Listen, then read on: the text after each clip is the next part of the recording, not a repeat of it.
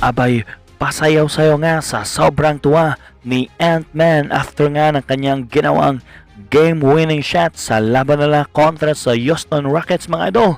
Tara na't pag-usapan natin yan. Pero bago natin pag-usapan yan mga idol, dito muna tayo sa naging performance nga ni Bronny James sa laban nila kontra sa Cleveland Charge. Mukhang consistent na nga kasi si Bronny James Jr. sa paglalaro mga idol dahil nga sa laban nila ng South Bay Lakers kontra sa Cleveland Charge sa NBA G-League ay ang ganda nga na naging performance ni Bronny mula nga sa kanyang depensa, hustle play at offense kung saan nagtala nga si Bronny mga idol sa buong laro na may 15 points, 7 rebounds, 6 assists at 4 steal.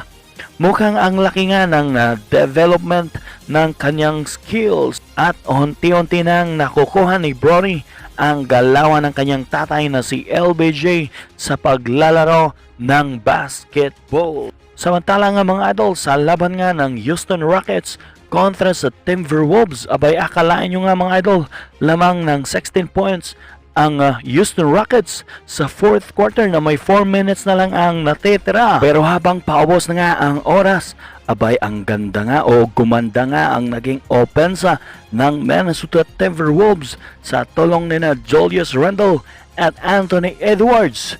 At mukhang hindi nga sukat akalain ng mga fans sa loob ng arena na mahabol pa ng Minnesota Timberwolves ang 16 points na kalamang ng home team. At pagdating nga sa fourth quarter na may 33 seconds na lang ang natitira, abay 1 possession game na nga lang ang hinahabol ng Minnesota at naipasok pa nga ni Ant-Man ang kanyang 3-point shot attempt para nga lumamang na nga sila ng isang puntos. May chance pa naman din sana ang Houston Rockets na maipanalo nga ang laban pero hindi na nga naipasok ni Fred VanVleet ang kanyang huling 3-point shot attempt.